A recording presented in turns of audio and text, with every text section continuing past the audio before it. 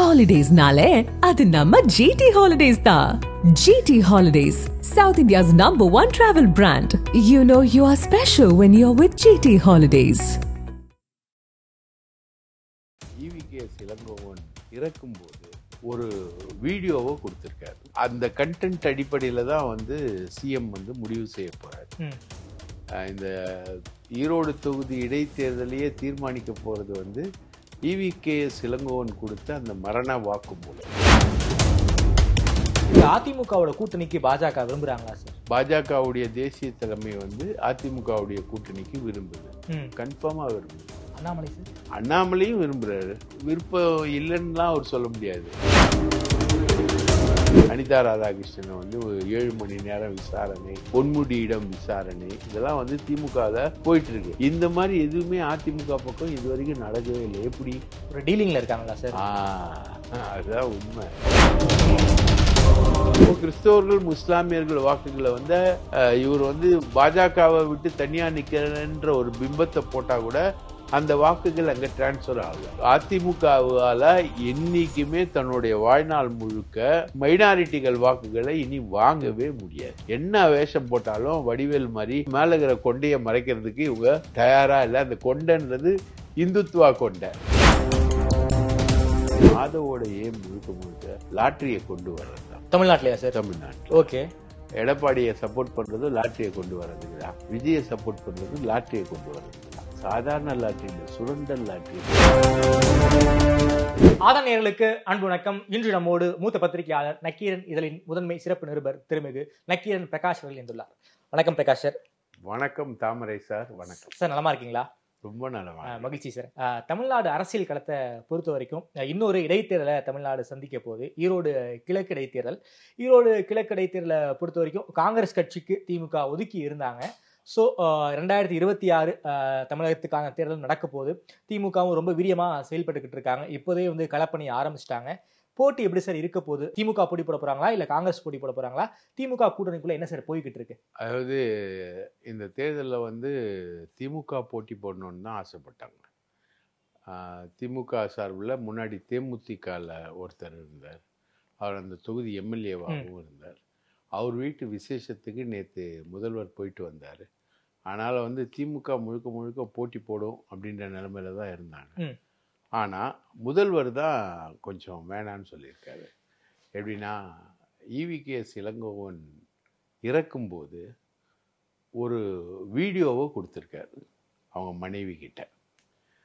அதாவது என்னால் வந்து ஃபோனில் வந்து முதல்வர்கிட்ட பேச முடியாது, நான் என்ன நினைக்கிறேனோ அதை வந்து நான் ஒரு வீடியோவாக தரேன் அப்படின்னு சொல்லிட்டு கொடுத்துருக்காரு. அதில் என்ன கண்டென்ட் இருக்குன்றது வந்து முதல்வருக்கும் அவங்க மனைவிக்கும் இறந்து போன EVKS இளங்கோவனுக்கும் தான் தெரியும். ஓகே. மற்றபடி யாருக்கும் அதுக்குள்ளே இருக்கிற கண்டென்ட் தெரியாது. இப்போ வந்து அந்த கண்டென்ட் அடிப்படையில் தான் வந்து சிஎம் வந்து முடிவு செய்ய போகிறார்.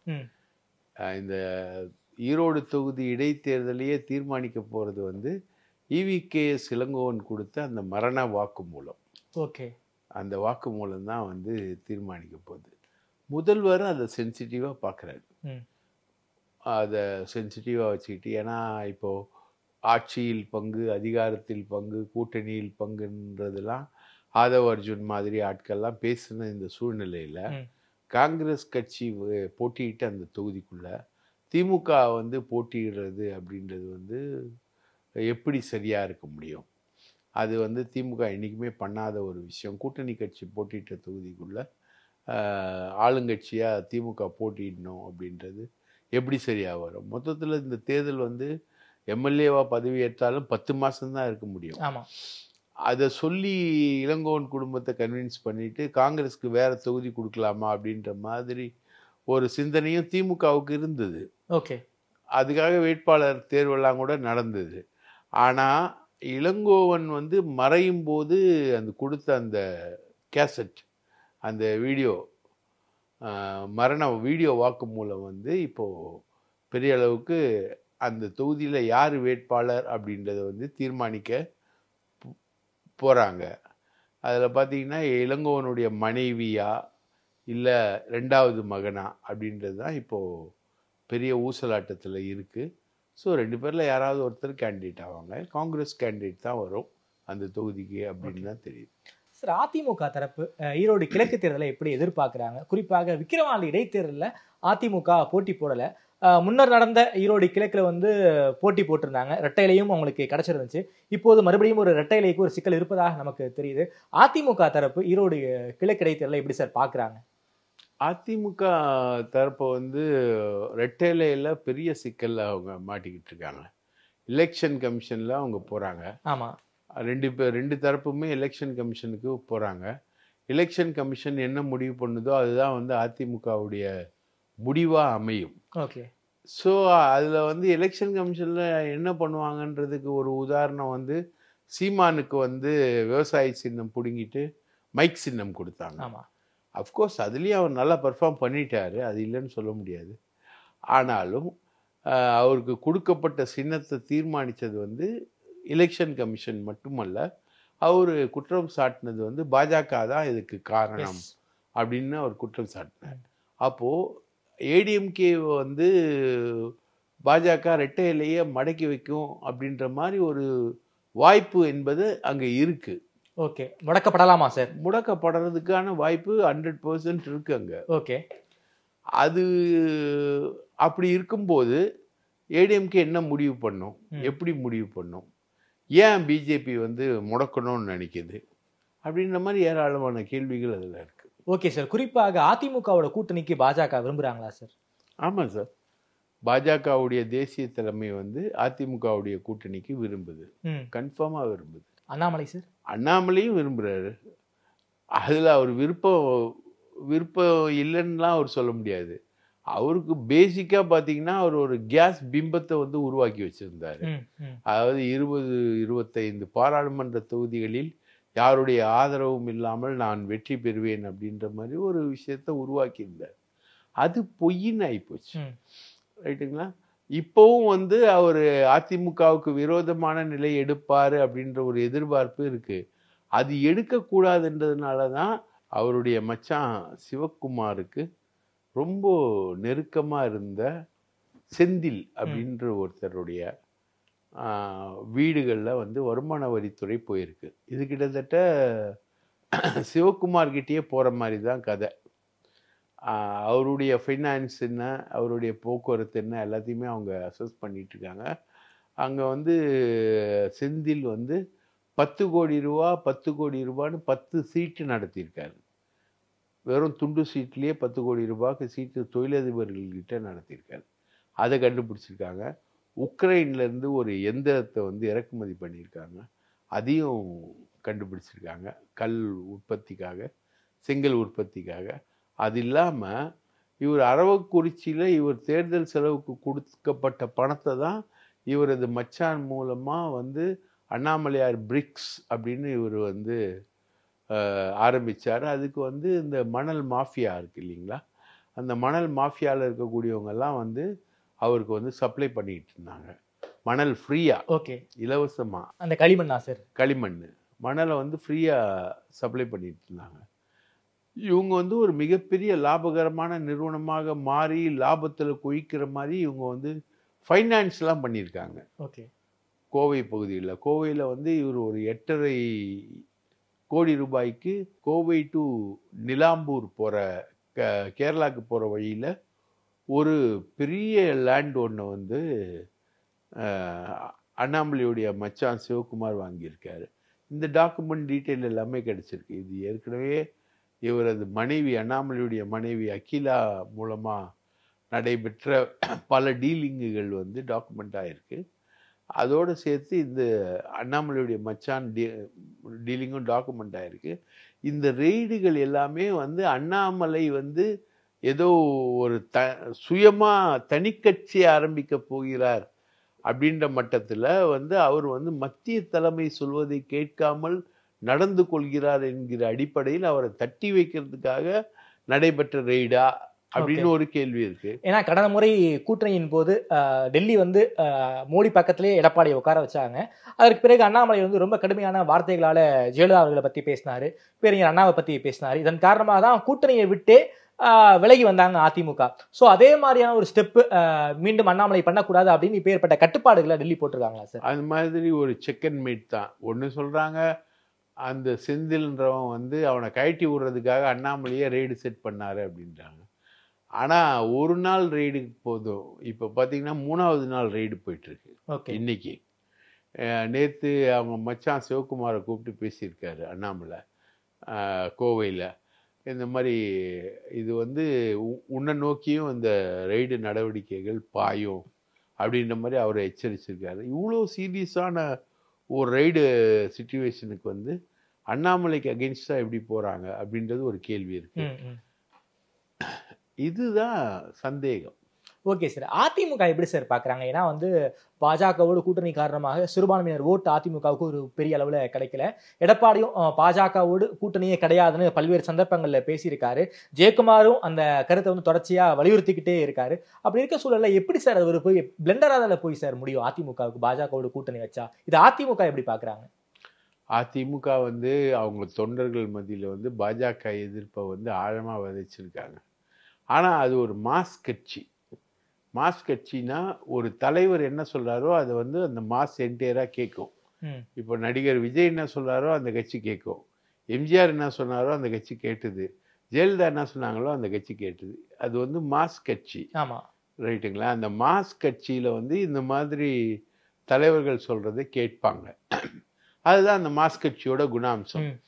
இப்போது அதிமுகவுக்கு பாஜகவோட கூட்டணி சேருவதற்கான நிர்பந்தம் இல்லை, ஆசை இல்லை என்றால் இந்தியா முழுக்க வந்து அம்பேத்கரை வந்து அமித்ஷா மோசமா பேசினாரு அப்படின்னு ஒரு கடுமையான எதிர்ப்பலை வந்து பாஜக அல்லாத கட்சிகள் மத்தியில எழுந்திருக்கு. இப்போ விடுதலை சிறுத்தைகள் ஆர்ப்பாட்டம் பண்றாங்க, 20 இடங்கள்ல பண்றாங்க. திமுக ஆர்ப்பாட்டம் பண்ணிருக்காங்க, திமுக ஆர்ப்பாட்டம் பண்றாங்க, எல்லாரும் ஆர்ப்பாட்டம் பண்றாங்க. ஆனா அதிமுக என்ன பண்ணுது?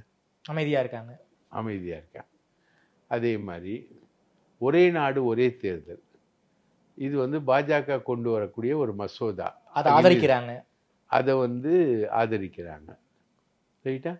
அதே மாதிரி ஒரு ஜட்ஜு வந்து நீதி என்பது பெரும்பான்மை இன மக்களுக்கு தான் நீதி, அது சிறுபான்மை நீதி அல்ல அப்படின்னு பேசுறாரு.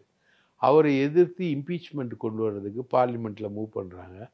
இவங்க சைலண்டா இருக்காங்க. ஓகே, அதிமுக சைலண்டா இருக்கு. அப்போ பிஜேபிக்கு எதிரான கட்சி, பிஜேபினாலே எங்களுக்கு பிடிக்காது, நாங்க பிஜேபியோட சேர மாட்டேன்னு சொல்ற இவங்க எப்படி இதுக்கெல்லாம் சைலண்டா இருக்காங்க? அப்போ ஒரு அஜெண்டா இருக்கா இல்லையா? இவங்க எடப்பாடி பழனிசாமிக்கு நெருக்கமான இளங்கோவன் வீட்டில் ரெய்டு, பெரிய விஷயங்கள்லாம் நடந்து முடிஞ்சு இப்போதான் முடிஞ்சிருக்கு. அதே மாதிரி அதிமுக மந்திரிகள் பலர் மேலேயும் பல வழக்குகள் இருக்கு. அவங்க மேலெல்லாம் அமலாக்கத்துறை வந்து எந்த வழக்கும் பதிவு பண்ணல. திமுக அமைச்சர்கள் மேலே பதிவு பண்ண மாதிரி இப்போ கூட அனிதா ராதாகிருஷ்ணனை வந்து 7 மணி நேரம் விசாரணை, 8 மணி நேரம் விசாரணை, பொன்முடியிடம் விசாரணை, இதெல்லாம் வந்து திமுகவில் போயிட்டு இருக்கு. இந்த மாதிரி எதுவுமே அதிமுக பக்கம் இது வரைக்கும் நடக்கவே இல்லை. எப்படி? ஒரு டீலிங்ல இருக்காங்களா சார்? அதுதான் உண்மை. அதிமுகவும் பாஜகவும் ரகசிய உறவுல இருக்காங்க. கண்டிப்பா ரகசிய உறவுல இருக்கு சார். ரகசிய உறவுல இருந்தாலும் நேரடி உறவுல இருந்தாலும் தமிழ்நாட்டில் ஒரு சிறுபான்மையினர் ஓட்டுன்னு ஒரு பெரிய ஓட்டு இருக்கு. அதை வந்து லாஸ் பண்றாங்க அப்படின்னா அதிமுக எதிர்காலம் என்ன ஆகுங்கிற ஒரு கேள்வி இருக்குல்ல சார்? அது எடப்பாடிக்கே போய் திரட்டா முடியும்ல? அதிமுகவில் நிறைய ஓட்டு லாஸ் ஆயிருக்கு தம்பி. அவங்க வந்து 32% ஓட்டுகள் சட்டமன்ற தேர்தலில் வாங்குறாங்க. பாராளுமன்ற தேர்தலில் வரும்போது வெறும் 20% தான் வாங்குறாங்க. அப்போ 12% வாக்குகள் போயிடுச்சு, அதிமுக விட்டு போயிடுச்சு. இந்த வாக்குகள்லாம் நீங்கள் யாருது பார்த்தீங்கன்னா, ஏசி சண்முகம் வந்து வேலூரில் வாங்கின வாக்கு, ராமநாதபுரத்தில் வந்து ஓபிஎஸ் வாங்கின வாக்கு, தேனியில் வந்து டிடிவி தினகரன் வாங்கின வாக்கு, அதுக்கப்புறம் மற்ற இடங்களில் மற்றவங்க வாங்கின வாக்கு, தர்மபுரியில் அன்புமணி ரொம்ப க்ளோஸாக வாங்கின வாக்கு, இதெல்லாம் சேர்த்து தான் வந்து 18% வாக்குகள் வருது. ரைட்டுங்களா? அதிமுக வாக்குகள் தான் இது ஷிஃப்ட் ஆயிருக்கு, பாஜகவுக்கு ஷிஃப்ட் ஆயிருக்கு. ரெண்டாவது வந்து நீங்கள் நல்லா பார்த்தீங்கன்னா அதிமுக தொண்டர்களே வந்து நம்பிக்கையின்மை ஏற்பட்டு அவங்க வந்து வாக்களிக்க போகலை. Okay okay. அதுதான் எடப்பாடி சொன்னார், நிறைய பேர் செத்துட்டாங்க, அதிமுகவினர் வந்து வாக்களிக்கல, அது இல்லை இது இல்லைன்னு அவங்க எடப்பாடியார் வந்து டிஸ்கிரைப் பண்ணார். ஸோ ஏடிஎம்கேவுடைய ஓட்டே டிரான்ஸ்ஃபர் ஆகல, ஏடிஎம்கே ஓட்டே மைனஸ் ஆகுது, ரைட்டா? அப்போது சிறுபான்மையினர் ஓட்டுன்றது 11% வாக்குகள் தான். அதில் பெரும்பாலும் சிறுபான்மையினர் வந்து ஜெயலலிதா காலத்திலேயே அதிமுக மேலே நம்பிக்கை இழந்துட்டாங்க. பாபர் மசூதிக்கு வந்து செங்கல் அனுப்பின ஜெயலலிதா, ராமர் பிறந்த இடத்துல கோவில் கட்டாமல் வேற எங்கே கோவில் கட்டுவோம் அப்படின்னு சொன்ன ஜெயலலிதா, ரைட்டா? ஆடு மாடு கோழிகள் பலியிட தடைன்னு சொன்ன ஜெயலலிதா, மதமாற்ற தடை சட்டம் கொண்டு வந்த ஜெயலலிதா தமிழகத்தில், இதெல்லாம் அப்புறம் வாபஸ் பெறுறாங்க. அப்போது ஜெயலலிதாவுடைய இந்த இந்துத்துவா முகம் இருக்கு இல்லையா, அது வந்து மைனாரிட்டிகளை ஆல்ரெடி வந்து தள்ளி வச்சிருச்சு, அதிமுக விட்டு தள்ளி வச்சிருச்சு. அதில் கிறிஸ்தவர்கள் ஆல்ரெடி தள்ளி தான் நிற்கிறாங்க அவங்க. இப்போ கிறிஸ்தவர்கள் முஸ்லாமியர்கள் வாக்குகளை வந்து இவர் வந்து பாஜகவை விட்டு தனியாக நிற்கிறன்ற ஒரு பிம்பத்தை போட்டால் கூட அந்த வாக்குகள் அங்கே டிரான்ஸ்ஃபர் ஆகல. கிட்டா அதிமுகவால் என்றைக்குமே தன்னுடைய வாழ்நாள் முழுக்க மைனாரிட்டிகள் வாக்குகளை இனி வாங்கவே முடியாது. என்ன வேஷம் போட்டாலும், வடிவேல் மாதிரி என்ன வேஷம் போட்டாலும் மேலே இருக்கிற கொண்டையை மறைக்கிறதுக்கு இவங்க தயாராக இல்லை. அந்த கொண்டைன்றது இந்துத்துவா கொண்டை, ரைட்டுங்களா? அதுக்கான விஷயங்கள் தான் இது. ஸோ இது மைனாரிட்டி வாக்குகள்ன்றது வந்து அதிமுகவுக்கு கிடைக்காதது அதிமுகவுடைய எதிர்காலத்தை பாதிக்குமானா பாதிக்கும், அதில் மாற்று கருத்து இல்லை. இஸ்லாமியர்களும் அதிமுக தொண்டர்களாக இருக்காங்க, கிறிஸ்தவர்களும் இருக்காங்க. அந்த வாக்குகளை அவங்களால போட முடியாமல் அவங்க தவிர்க்கிறாங்க. இதுதான் அதிமுகவுடைய எதிர்காலம். இன்னொரு டேர்ன் என்னன்னா, விக்கிரவாண்டி பை எலெக்ஷன்ல அதிமுக வாக்குகள் வந்து திமுகவுக்கு போச்சு. இப்போ ஈரோடு கிழக்கு பை எலெக்ஷன்லையும் அதிமுக வாக்குகள் திமுகவுக்கு போகும். போன தடவை 50,000 வாக்குகள் வித்தியாசத்தில் ஜெயிச்ச திமுக இந்த முறை 60,000 வாக்குகள் வித்தியாசத்தில் ஜெயிக்கும். சார், ஈரோடு கிழக்கில் கண்டெஸ்ட் பண்ற மைண்ட் செட்ல ஏடிஎம்கே இருக்காங்களா சார்? கண்டிப்பாக இருக்காங்க, வேற வழியே இல்லை. ஏன்னா நீங்கள் வந்து விக்கிரவாண்டி கூட அவங்களுக்கு வித்தியாசமான 1 இயர் பெல்ட். பட் இது வந்து கவுண்டர் பெல்ட்டுக்குள்ள வருது. ஒரு நிர்பந்தம் இருக்கு ஏடிஎம்கேவுக்கு. ஆமாம், அங்கே நாங்கள் தானே கவுண்டர் பெல்ட்டில் கிங்கு அப்படின்னு சொல்லிக்கிட்டு இருக்காங்களே இவங்க. ஸோ இவங்களுக்கு வந்து அங்கே கண்டெஸ்ட் பண்ண வேண்டிய நிர்பந்தம் என்பது அங்கே இருக்குது. அங்கே இப்போது கேள்வி என்னன்னா, பிஜேபி கண்டெஸ்ட் பண்ணுமா, பிஜேபி இவங்களை ஆதரிக்குமா? பிஜேபி கண்டெஸ்ட் பண்ணி ஏடிஎம்கே 3rd பிளேஸுக்கு தள்ளி பிஜேபி 2nd பிளேஸ்க்கு வருமா? இல்லை ரெட்டையிலையை முடக்கிட்டு பிஜேபி வந்து தனி ஆவர்த்தனம் பண்ணுமா? ரெட்டையிலையே என்ன பண்ணும் பிஜேபி?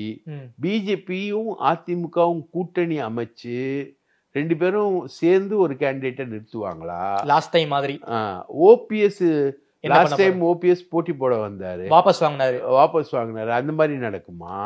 டிடிவி தினகரன் என்ன பண்ணுவாரு? ரைட்டுங்களா? டிடிவி தினகரனுடைய ரோல் என்ன? அவர் என்ன போட்டி போடுவாரா இல்லையா? சீமான் எப்படி போட்டி போடுவாரா இல்லையா? இது மாதிரி நிறைய கேள்விகள் வந்து ஈரோடு கிழக்கு இடைத்தேர்தல் களத்துல எழுந்திருக்கு. ஓகே சார், குறிப்பா தினகரனும் நீங்க வந்து ஏடிஎம்கே வந்து பாஜகவோட கூட்டணி வைக்கணும், அப்பதான் அதிமுக விருப்போட இருக்குங்கிற ஒரு ஸ்டேட்மெண்ட்டை வெளிப்படையாவே வச்சிருக்காரு. இதற்கு வந்து எடப்பாடி டைரக்டா எந்த ஒரு ரியாக்ஷனுமே கொடுக்கவே இல்லை. ஆனா ஜெயக்குமார் கொடுத்திருக்காரு. தினகரனும் வாங்க வாங்கன்னு சொல்றாரு. என்ன சார் நடக்க வாய்ப்பு இருக்கு? சேர்ந்துருவாங்களா? அதாவது தினகரன் வந்து டெல்லிக்கு போயிட்டு வந்துட்டு தான் இதை சொல்றாரு. டெல்லியிலேருந்து பாஜகவினர் சொல்லி கொடுத்துருப்பாங்க. அதாவது அதிமுகவோடு கூட்டணி சேருவது என்பது ஏதோ பாஜக ஆசைப்படக்கூடிய ஒரு விஷயமா இல்லாம இது வந்து ஏடிஎம்கேக்குள்ளேயே நடக்கக்கூடிய ஒரு விவாதமா மாறி அது வரட்டும். இப்போ தினகரன் யாரு? முன்னாள் ஏடிஎம்கே, அமமுக, அம்மா தனி கட்சி தான். ஆனா அம்மா மக்கள் முன்னேற்ற கழகம், அம்மாவோட ஆட்சியை கொண்டு வருவேன்றாங்க. எடப்பாடி கொண்டு வர்றதும் யாரோட ஆட்சி?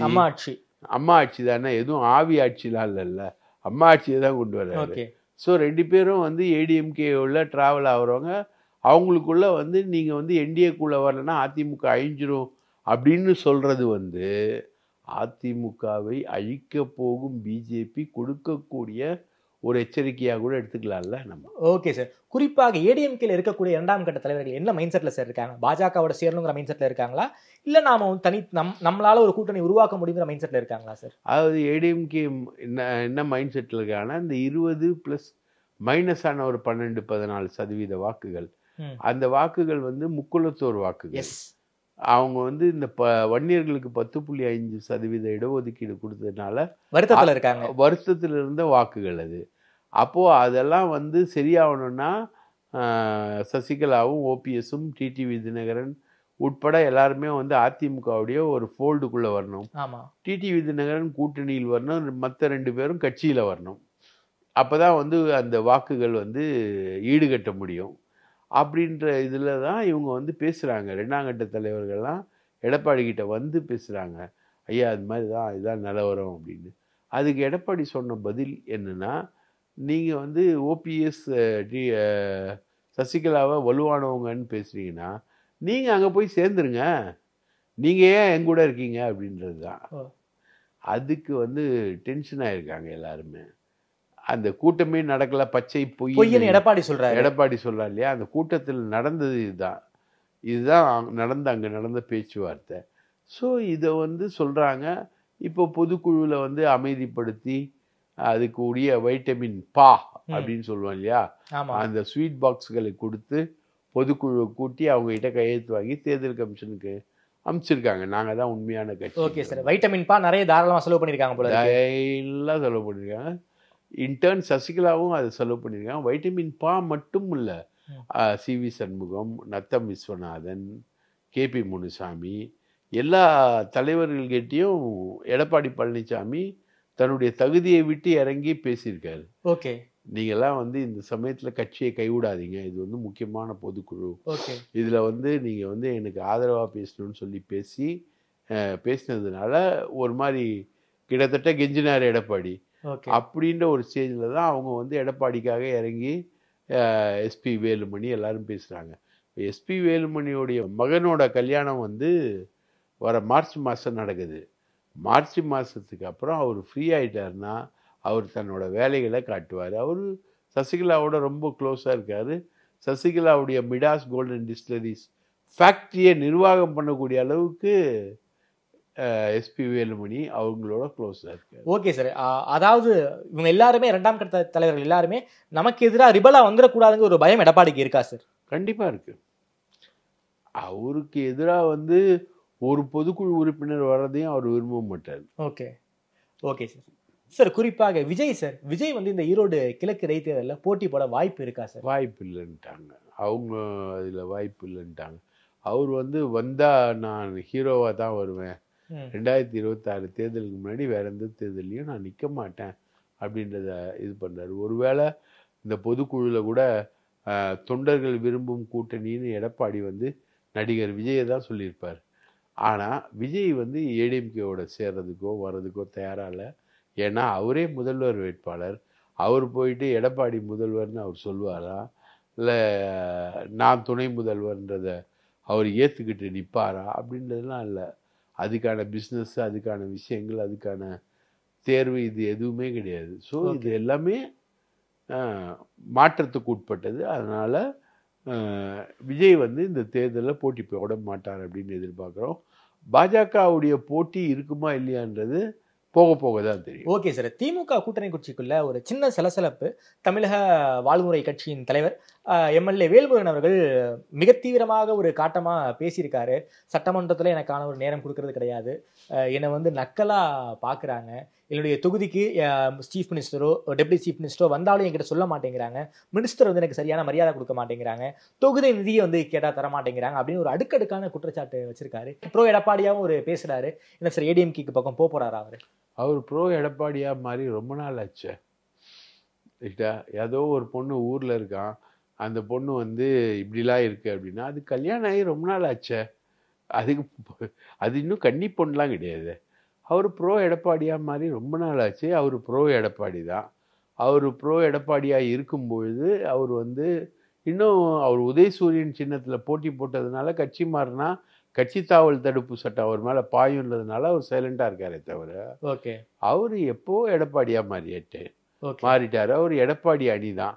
இப்போ எடப்பாடி வந்து திமுக அரசை பாராட்டியா பேசுவார். அதே மாதிரி எடப்பாடி அணியில் இருக்க வேல்முருகன் பாராட்டியா பேசுவார். அவர் வந்தார், முதலமைச்சர் வந்தார், துணை முதலமைச்சர் வந்தாங்க அப்படிலாம் பேசுவாங்களா? அப்படி இல்லையா? ஓ பன்னீர்செல்வம் ஸ்டாலினை பார்த்து சிரித்தார் என்பதால் முதல்வர் பதவி பழிவாங்கப்பட்ட இடம் வந்து தமிழக அரசு. ஓபிஎஸ். அதனால இப்போ எடப்பாடி கிட்ட போய் நல்லா செட்டில் ஆகி ஃபினான்ஷியலாகவும் செட்டில் ஆகி, அதான் திண்டுக்கல் சீனிவாசன் சொன்னார், 120 கோடி 150 கோடி வச்சுக்கிட்டு ஒவ்வொருத்தரும் கூட்டணிக்கு வருவாரான்னு காத்துக்கிட்டு இருக்கோம். இப்போ இவர் வேல்முருகன் எவ்வளோ கோடி வாங்கினான்னு தெரியலையே. அவர் செட்டில்டு. என்னை பொறுத்த வரைக்கும் ஒரு பத்திரிகையாளரை நான் பார்க்கும்போது ஒரு வெல் செட்டில்டு. அவ்வளோதான். இதுக்கு மேலே அவர் வந்து திமுக அரசை ஆதரிச்சுலாம் அவர் பேச மாட்டார். இதை நல்லா தெரிஞ்சுக்கிட்ட திமுக தான், அது திருமாவளவனாக இருந்தாலும் சரி, வேல்முருகனாக இருந்தாலும் சரி, போகிறவங்க போகலான்றது தான் திமுகவுடைய பாலிசி. அது போயிட்டாரு. Okay sir. திருமாவளவன் உள்ளுக்குள்ள தான் இருக்காருல்ல சார், ஆதவர்ஜுனாவா இருக்காரு. ஓகே, ஆதவர்ஜுனாவை ஏன் சார் விளக்கம் கொடுப்பான்னு எதிர்பார்க்கப்பட்ட நிலையில அவராவே விலகிட்டாரு, இதுக்கு என்ன சார் காரணம்? இந்த சரக்கு இங்கே விற்காது அப்படின்னு தான் காரணம். Okay sir. அவர் பேசிட்டார் தம்பி. அவர் இப்போ இவரை மாதிரி தான், வேல்முருகன் மாதிரி தான், பேச வேண்டியதெல்லாம் பேசியாச்சு. ஓகே, என்ன சார் அஜெண்டா இருந்துச்சு ஆதவர்ஜுனாவுக்கு? ஆதவர்ஜுனாவுடைய அஜெண்டா வந்து விஜய், விடுதலை சிறுத்தைகள், எடப்பாடி கூட்டணி, இதுதான் அஜெண்டா.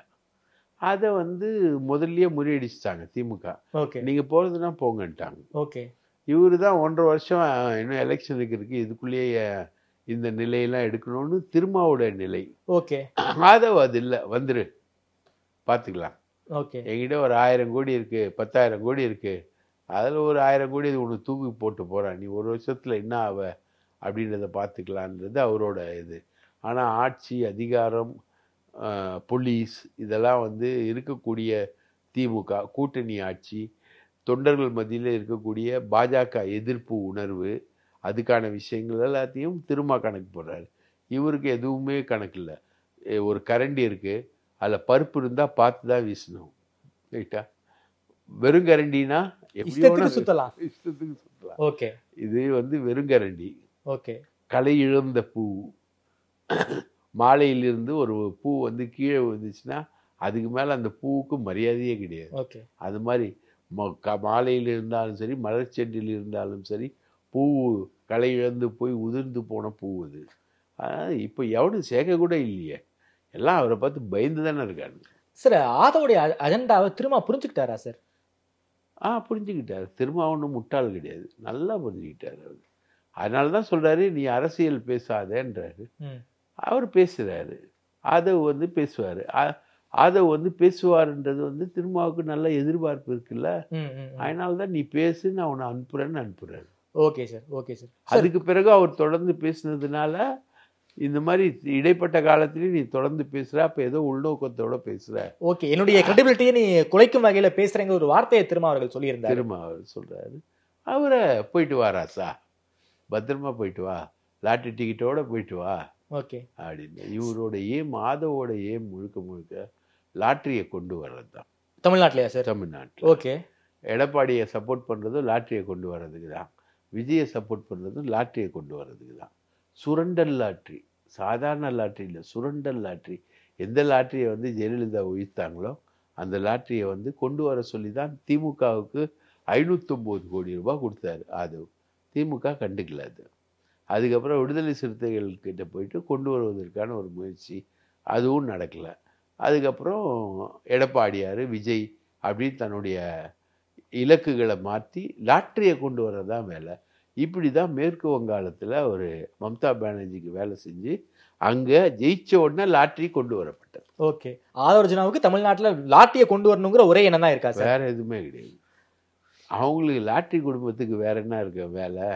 நீங்கள் யாரோ ஒன்று சொல்லுவாங்க, ஏதோ ஒரு வேலை செய்கிறவனை வந்து திடீர்னு வந்து நடுவூட்டில் வச்ச உடனே அவன் அதே வேலையை ஏதாவது செய்வான்ற மாதிரி. Okay sir. சார் பாமக ஏன் சார் ரொம்ப அமைதியா இருக்காங்க? எந்த ஒரு முடிவுகளும் பெருசா நம்ம எடுத்த மாதிரி தெரியும். என்ன மைண்ட் செட்ல சார் இருக்காங்க? பாவம் சார், அவங்க இந்தூர் மெடிக்கல் காலேஜ் சீட்டில் எஃப்ஐஆர் போட்டு உள்ள தள்ளிடுவாங்கன்னு ஒரு பயத்தில் இருக்காங்க. அவங்க பாஜக மீறி முடிவே எடுக்க முடியாது. சரத்குமார் மாதிரி அவங்க. ஓகே. சரத்குமார், டிடிவி தினகரன் மாதிரி பாமக மாட்டிக்கிட்டாங்க பாஜக கிட்டயா சார்? பாஜக கிட்ட. ஓகே. அவங்கள வந்து காப்பாற்றவே முடியாது. மாட்டிக்கினாரு ஒருத்தர், அவரை காப்பாற்றணும் கர்த்தருன்ற மாதிரி அவங்க மாட்டிக்கிட்டு முயற்சிக்கிட்டு இருக்காங்க. அவங்களால வெளியவே வர முடியாது. ரொம்ப நன்றி சார். குறிப்பாக தமிழ்நாடு அரசியல் தொடர்பான பல்வேறு கேள்விகளுக்கு ரொம்ப அறிவாக பதில் சொல்லியிருக்கீங்க. பல ஸ்கூப்பை கொடுத்துருக்கீங்க சார். ரொம்ப நேரம் கொடுத்து நேரில் வந்து நேரம் கொடுத்து பேசியமைக்கு நன்றி பிரகாஷ் சார். நன்றி தாமரை ஐயா. நன்றி.